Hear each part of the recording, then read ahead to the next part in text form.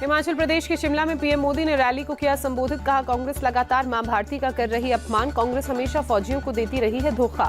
PM Modi ने कहा, हिमाचल से मेरा पुराना रिश्ता, समय बदलता है लेकिन मोदी नहीं। आप लोग फिर से मजबूत बीजेपी सरकार के लिए आशीर्वाद दें। पीएम मोदी का कांग्रेस पर प्रहार। कहा, एक तरफ मोदी की गारंटी, दूसरी तरफ कांग्रेस का बर्बाद मॉडल। मोदी जो गारंटी देता है पूरी भी करता है।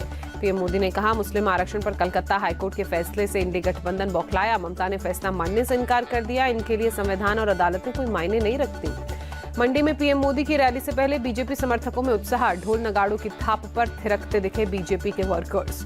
यूपी सीएम योगी ने ममता बनर्जी पर निशाना साधते हुए कहा, धर्म के आधार पर आरक्षण असंवैधानिक। ममता सरकार ने मुसलमानों को जबरन ओबीसी में डाला। सीएम योगी ने कांग्रेस को भी घेरा। बोले, कांग्रेस ने ओबीसी के अधिकारों में सेंधमारी की। कांग्रेस ने ओबीसी का हक मुसलमानों को दिया। महाराजगंज में रैली में सीएम योगी ने विपक्ष पर साधा निशाना। बोले, विपक्ष ने सत्ता की प्यास में समाज को बांटने का काम किया। ये लोग हमेशा अंबेडकर के खिलाफ रहे। बीजेपी सांसद दिलीप घोष ने ममता सरकार पर निशाना साधते हुए कहा, बंगाल में न महिला न ही विदेशी सेफ, लोगों को इस पर करना होगा विचार। केंद्रीय मंत्री गिरिराज सिंह ने कहा, हिंदुओं ने एकजुट होकर मुस्लिम आरक्षण का विरोध नहीं किया तो आने वाले दिन भारत पाकिस्तान बन जाएगा। आरा में अमित शाह ने रैली को संबोधित करते हुए कहा, बीजेपी पाकिस्तान के एटम बम से नहीं डरती। पीओके हमारा है, रहेगा और हम उसको लेकर रहेंगे, ये बीजेपी का संकल्प है। यूपी के फूलपुर की रैली में एआईएमआईएम चीफ ओवैसी ने कहा, 50-60 सालों में मुसलमानों ने जिनको वोट दिया उन्होंने सिर्फ मुसलमानों को ठगा दिया, कुछ नहीं। मैनपुरी से बीजेपी प्रत्याशी जयवीर सिंह का बयान, 10 साल में हर क्षेत्र में विकास हुआ। लोगों को पीएम मोदी से आशा और उम्मीदें। जनता ने मोदी को फिर से पीएम बनाने का मन बनाया। यूपी के डिप्टी सीएम ब्रजेश पाठक का बयान। बोले, पूरे उत्तर प्रदेश में बीजेपी की लहर, 80 की 80 सीटें बीजेपी जीत रही है। चुनाव आयोग के वोटिंग डेटा पर कांग्रेस नेता भूपेश बघेल ने सवाल उठाते हुए कहा, डिजिटल युग में भी 8-10 दिन बाद जारी हो रहा डेटा, वो भी 6 से 8% बढ़ रहा है। बूथवर वोटिंग डेटा अपलोडिंग पर सुप्रीम कोर्ट का फैसला। कोई अंतरिम फैसला देने से किया इनकार।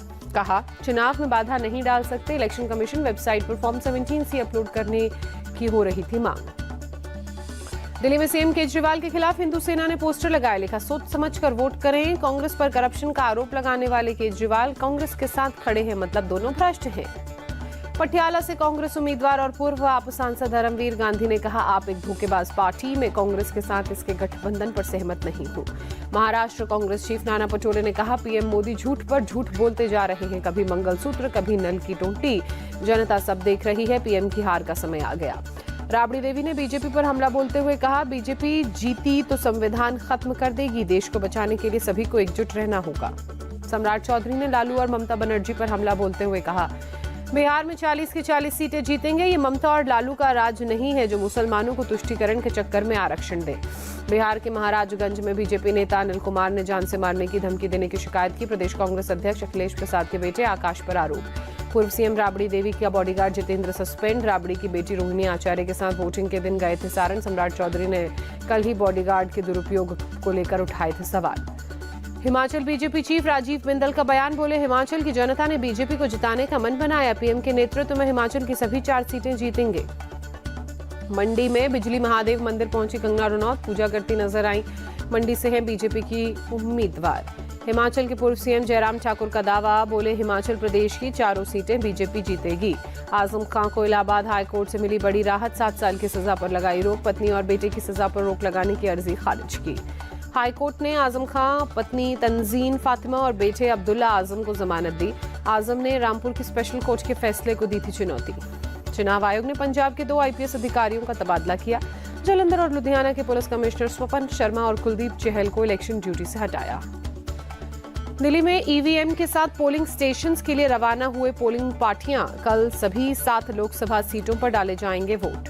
तिरुवल्लुर थिरुनल विद्या के लिए गवर्नर RN रवि के निमंत्रण पर भगवा रंग में दिखाए संत तिरुवल्लुर।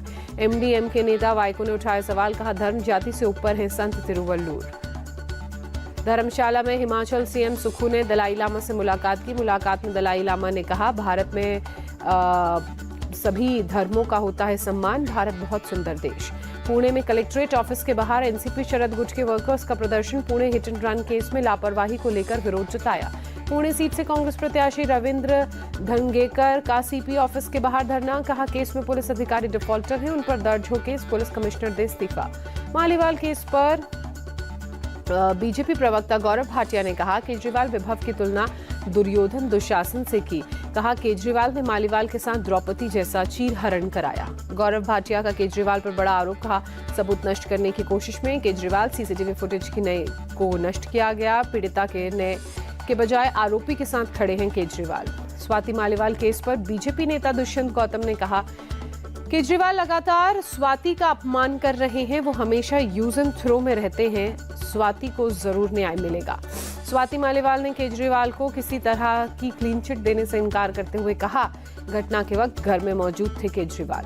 स्वाति मालीवाल ने कहा विभव ने उन्हें 7-8 थप्पड़ मारे, पैर पकड़कर घसीटा, कोई उनकी मदद के लिए आगे नहीं आया और वो इस मामले में पॉलीग्राफ टेस्ट के लिए भी तैयार है। दिल्ली में बीएसएफ का 21वां अलंकरण सेरेमनी में एनएसए अजीत डोवल ने कहा देश के विकास पर असर पड़ता है। बॉर्डर सुरक्षित होने से तेज होता है आर्थिक विकास। एनएसए डोवल ने सुरक्षा में टेक्नोलॉजी पर जोर देते हुए कहा ईरान ने इजराइल पर 1500 मिसाइलों से किया था अटैक। 99% मिसाइलें रोक ली गई, केवल 2-3 हिट हुई। ये टेक्नोलॉजी की ताकत।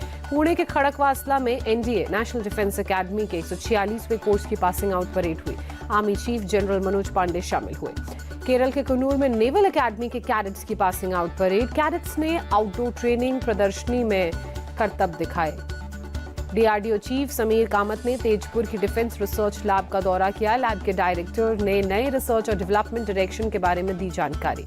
त्रिपुरा में अमताली में पुलिस और बीएसएफ का जॉइंट ऑपरेशन। ड्रग डीलर सुंदर अली का अरेस्ट किया।